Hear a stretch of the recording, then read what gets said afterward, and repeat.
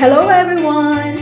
Naririto na naman po ang mga makukulay at masisiglang gulay na sa inyo ay kumakaway-kaway. Excited na po sila! Let us show you some very easy to prepare vegetable salads. Gamit lamang ang karaniwan sa mga gulay na nasa ref na natin or ating pantry. Ganito kabilis! Just chop some cucumber, tomatoes, capcicum, ang beetroot, ng sweet corn ng ating mga cut vegetables. Pagkatapos ay ihanda na po natin ang mga ingredients ng ating honey mustard salad dressing. So ang honey mustard po ang ating lead dressing sa video na ito. Meron pa rin pong ibang simple, pero I will show you how easy it is to prepare and yung mga variation ng salads na pwede nating lakukan ng honey mustard na ito. Again, easy, 2 teaspoon honey, 2 tablespoon olive oil, 2 teaspoon dijon mustard, 2 tablespoon lemon juice, a little bit of salt and dried basil. Whisk it briskly hanggang siya ay maging emulsified or maging thick. And then, just pour the salad dressing doon sa ating nakahanda ng mga gulay. Not all of it, of course, just enough para mabasa ang ating salad. Toss it and add your favorite leafy greens. Yan, meron na tayong masarap na salad, pwede sa lunch, dinner, or even snacks.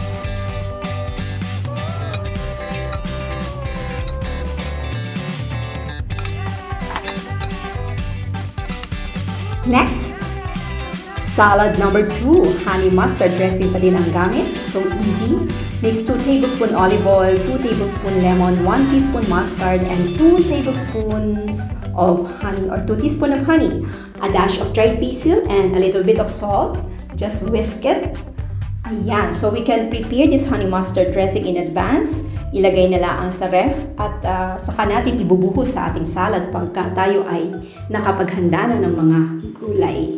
It will keep for in your fridge for 3 days. Done sa ating salad number 2. This is mixed vegetables and avocado salad. Meron tayong black olives, tomatoes, half a cup of red beans, chopped lettuce, and of course, ang bida ay ang chopped avocado. Yan! So this is one of our favorite salad. Yan, ibuhos na kagad ang ating inihandang salad dressing. Toss it and enjoy eating as soon as possible. Ang very creamy and colorful salad na ito ay napakasarap as dinner kung kayo ay medyo pa-diet-diet. Ito na ang dinner and I think mabubusog na kayo because of the olives and the avocado. Diba? Masustansya. Okay. So, yan lang po. This is our salad number 2. Mixed vegetables and avocado salad with honey mustard dressing.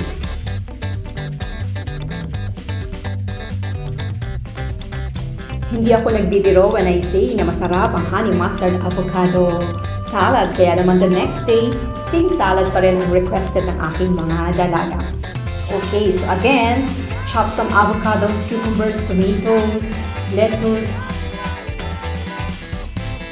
and for today, I added a bit of crunch, kaya kumuha ako ng cucumber at isinama ko rin sa mixed vegetables na ito. Alright, so yan. Naglalaway na ako sa avocado.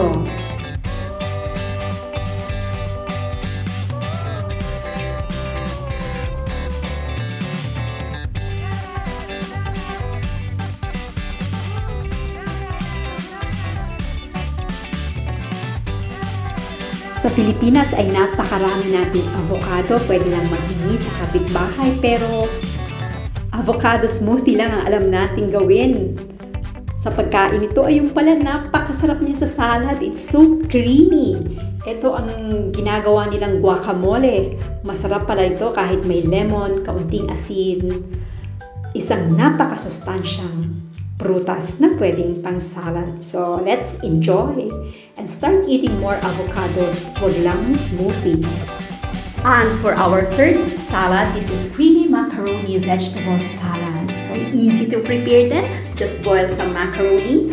Matapos siyang mapalamig, ay dagdagan siya ng 2 tablespoons of mayonnaise. Haluin na kaagad para hindi magdikit-dikit ang ating pasta.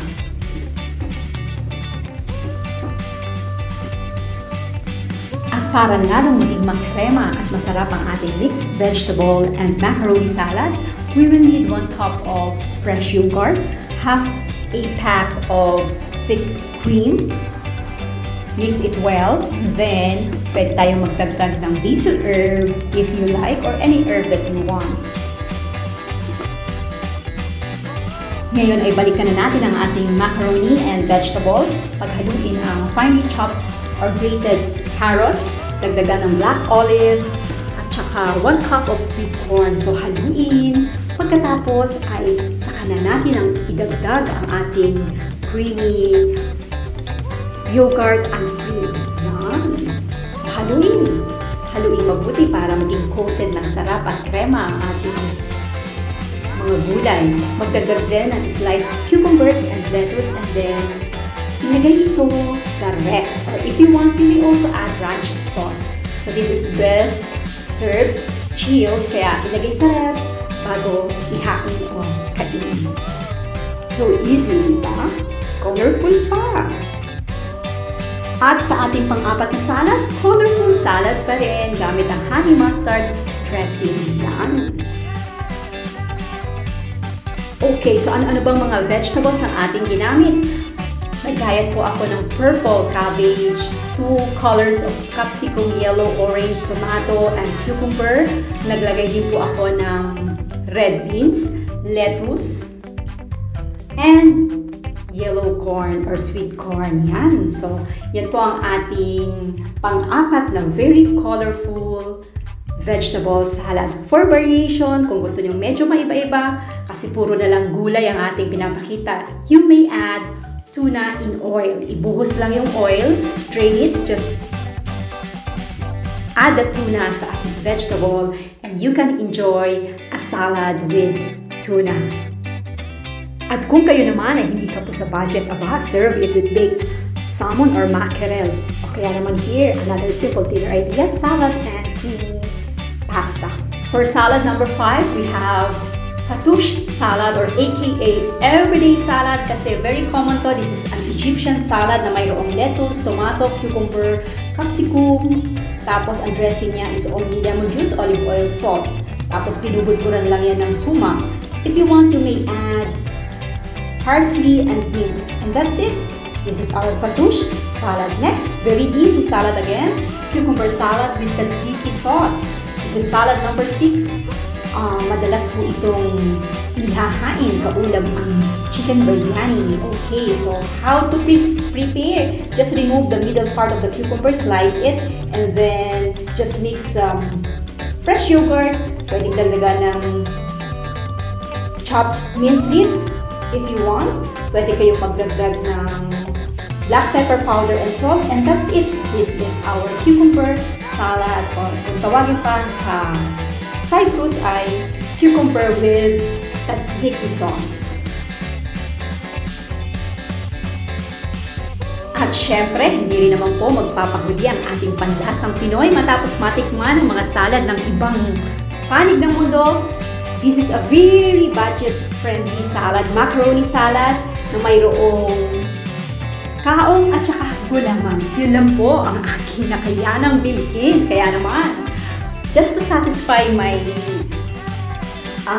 cravings, Pinoy cravings for salad, ay naglaga ako ng macaroni. Matapos lumamig, nilagyan ko siya ng 2 tablespoons of mayonnaise.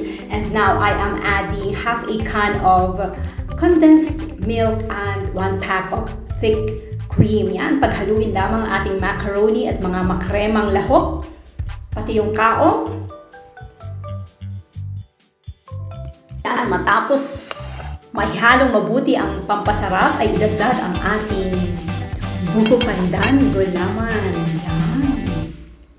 At of course, kung kayo naman ay merong budget at nasa Pilipinas lang, syempre, lalong masarap ito kung meron tayong buko.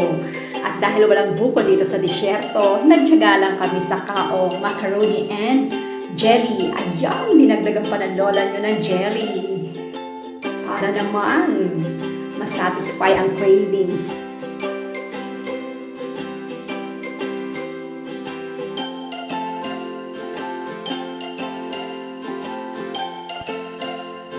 Ibuhos ang ating cubed buko-pandan, gulaman at isama sa ating macaroni and sweet kaong na pinatamis na ng ating condensed milk at lalong pinakrema ng thick cream. Ayan. So, haluin at ilagay sa isang magandang lalagyan dahil this is best served pagka siya ay malamig. Kaya ilalagay natin sa ref para naman meron tayong dessert or pang snack. Kaya nagre-reserve na ako ng para sa akin.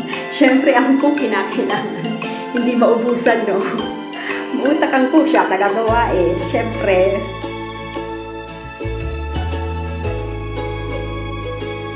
At para lalong ma-enjoy ang salad na ito, ilagay sa ref. Dahil mas malamig, mas masarap kainin. And for our next video, I will show you some salad na pwede namang haluan ng mga makatas at masusustansyang gulay. Okay, meron tayong kale salad with quinoa. Thank you for watching, guys. I hope na-enjoy nyo ang inyong Valentine's and let us keep our heart healthy by feeding it with healthy food and vegetables.